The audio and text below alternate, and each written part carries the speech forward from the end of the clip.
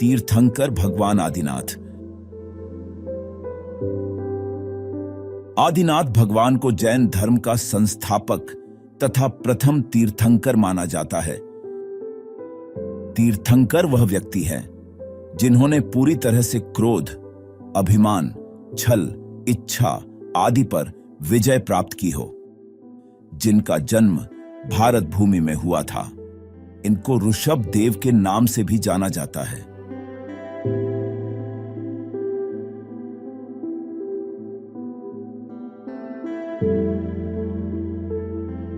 आइए देखते हैं भगवान आदिनाथ का जीवन परिचय। भगवान ऋषभ देव का जन्म भारत के पावन शहर अयोध्या की भूमि पर हुआ था। आदिनाथ का जन्म चैत्र माह के कृष्ण पक्ष की 9वीं तिथि को उत्तराषाढ़ा नक्षत्र में हुआ था। जैन धर्म के अनुसार यह तृतीय काल था। इनका जन्म इक्ष्वाकु वंश में हुआ था।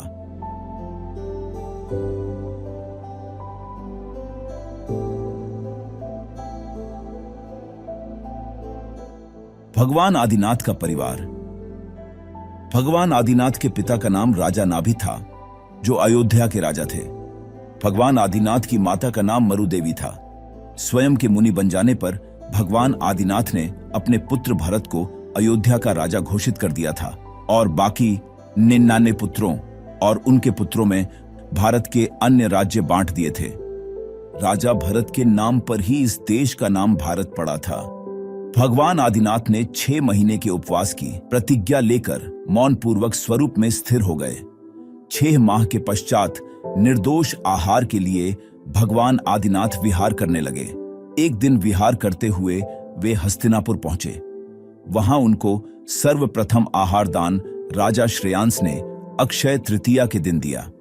भगवान आदिनाथ ने मनुष्य को जीवन जीने के लिए 6 काम सिखाए थे, जो कि हैं असी, रक्षा करने के लिए अर्थात सैनिक कर्म, मसी, लिखने का कार्य अर्थात लेखन, कृषि, खेती करना और अन्न उगाना, विद्या, ज्ञान प्राप्त करने से संबंधित कर्म, वाणिज्य, व्यापार से संबंधित कर्म, शिल्प, मूर्तियों, नक्काशियों, भवनों इत्यादि का निर्माण।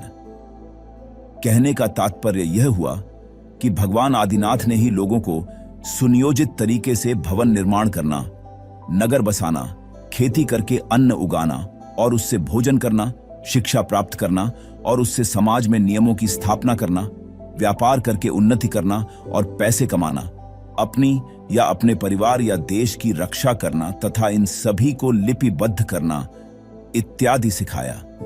इस तरह से मनुष्य को मूलभूत चीजों को सिखाने का श्रेय भगवान आदिनाथ जी को जाता है। भगवान आदिनाथ को केवल ज्ञान की प्राप्ति। भगवान आदिनाथ ने लगभग 1000 वर्षों तक कठोर तपस्या की थी। अंत में फाल्गुन मास के कृष्ण पक्ष की एकादशी को प्रयागराज के पूर्वतालपुर उद्यान में वट वृक्ष के नीचे उन्हें केवल ज्ञान की प्राप्ति हुई थी। यहाँ पर केवल ज्ञान से अर्थभूत वर्तमान व भविष्य का संपूर्ण ज्ञान प्राप्ति से है। केवल ज्ञान प्राप्ति के पश्चात वे अष्टपद पर्वत यानी कैलाश पर्वत चले गए थे।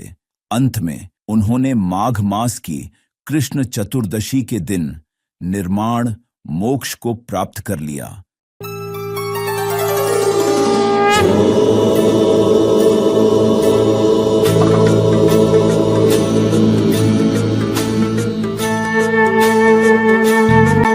चंड चंड दंड पिंड खंड खंड खंडनम न दंडिकम सुपंडितम च गंड घंडु गुंडकम न गंडकम न तुंडिलम तु दंड गुंडताश्रयम प्रणाम मादि तीर्थ मादिनाथ मादि शंकरम।